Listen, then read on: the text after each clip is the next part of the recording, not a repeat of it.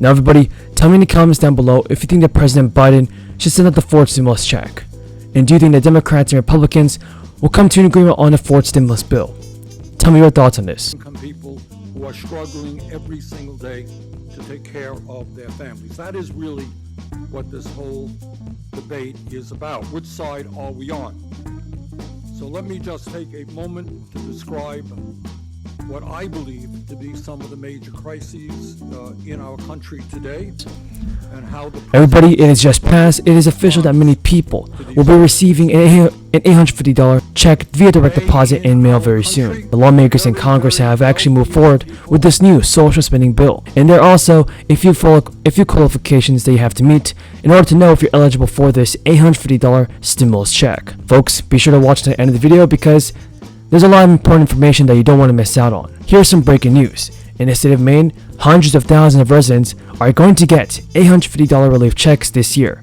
That's after Maine's governor signed a $1.2 billion budget package this week. The measure, which was approved with bipartisan support by the state legislature, actually calls for more spending, more than $722 million in state surplus funds, to provide these one-time relief stimulus checks to more than 850,000 Maine residents. Now guys, the Maine governor who signed the bill, Governor Mills, called it a passage of victory for the state's taxpayers and praised lawmakers for working across the political aisle to approve this legislation. Governor Mills said the relief will help offset the impact of record high inflation and which has driven up costs for everything from gas to food. Mills actually told reporters what this budget shows, once again through hard work and good faith negotiations, is that Democrats, Republicans, and Independents can come together to do what is right for the Maine people. According to the Mills administration, the government administration, the checks will be mailed out by June to those earning up to $100,000 for an individual. Now, the supplemental budget also calls for providing 2 years of free community college for high school students who graduated during the crisis. It directs more than $850 million in surplus revenue to fixing roads and bridges, and boosting spending on public education and pumping more money into the state's retirement system and reserve funds. Now, another $60 million, folks, is also earmarked for testing the remedies of so-called forever chemicals. The plan also includes tax relief, with $7 million to increase the state's property tax fairness credit, which will benefit 100,000 low and middle-income property owners.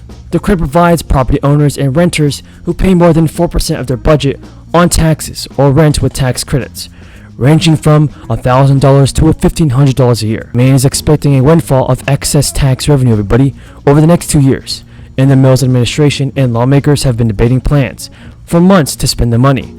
The administration says the state's general fund revenues are up by more than $1.2 billion for the fiscal year of 2022 and 2023. I want to ask unanimous consent to enter an article into the record. This is from E&E Daily, and the headline is, Army Corps cuts would put voting campaign sites at risk. White House fiscal 2023 budget would cut more than $50 million from Army Corps recreation spending. With that, I just ask unanimous consent to put that in the record.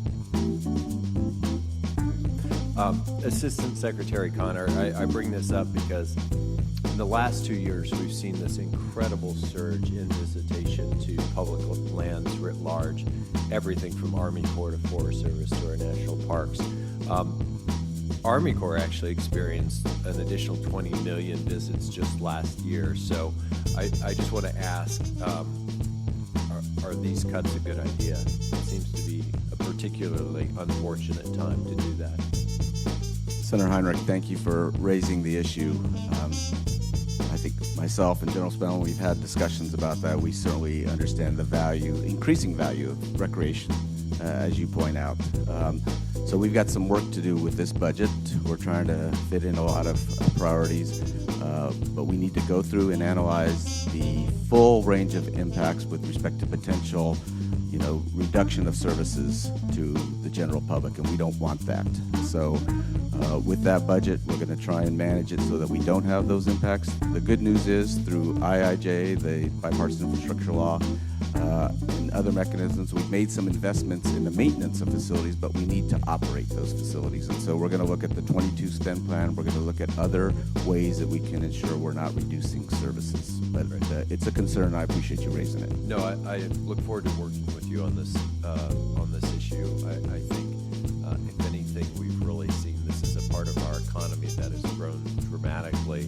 as a result of people's desire to be outside in the midst of COVID. I think that's going to carry forward for a number of years, and we certainly want to keep those facilities open. Mr. Palumbo, historical and projected climate changes have... The White House think that its messaging isn't convincing many Americans that the economy is getting better? Well, I've spoken about this a little bit in the past, but I would say that one, we're still in the middle of fighting a global pandemic, and people are sick and tired of that. We are too, and it impacts how people are living their lives. Sent letters to many Americans urging them to sign up for the child tax credit before November 15th. And the notifications went to eligible families, mostly low-income people who don't typically file a tax return. Give half for the total child tax credit. That's up to $1,800 as a lump sum in December. The remainder can be claimed in the following 2021. That's all done in 2022. And eligible families were automatically enrolled based on 2020 tax returns. But those who were not obligated to file returns due to low income had to sign up through the IRS. Experts say that as many as 50,000 families may have registered in time to receive the lump sum payments. Those who didn't sign up can claim the full refundable amount in 2022. The expanded child tax credit provides up to $3,600 for each child ages 5 and under. And payments starting in July, and unless extended by Congress, are set to expire in December. The December payments, most of which will be delivered via direct deposit, are set to arrive starting December 15th. Residents in Maine, California, and Maryland can also receive a surprise stimulus check payment worth up to $1,100 just in time for Christmas. So as 2021 comes to a close, state-level stimulus checks are still going out.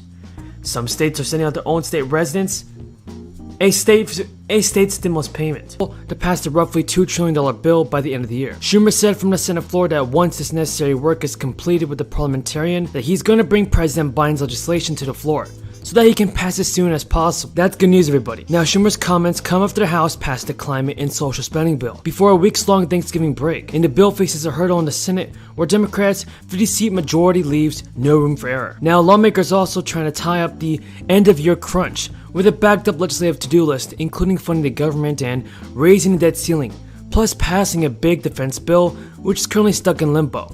Now, Chuck Schumer didn't specify what week he'll try to bring the climate and spending bill to the floor, and also the Democrats are holding talks this week with the Senate parliamentarian, who offers guidance on whether provisions in the bill comply with Senate budget rules. Now, folks, Congress also faces a December 3rd deadline to fund the government, and Treasury Secretary Janet Yellen has said that it needs to raise the nation's borrowing limit by December 15th. What are your thoughts on Congress, everybody? Are they doing all that it takes to send out the fourth stimulus check yet? I want to know your thoughts on this. Now, Congress also faces, plus the Social Security Administration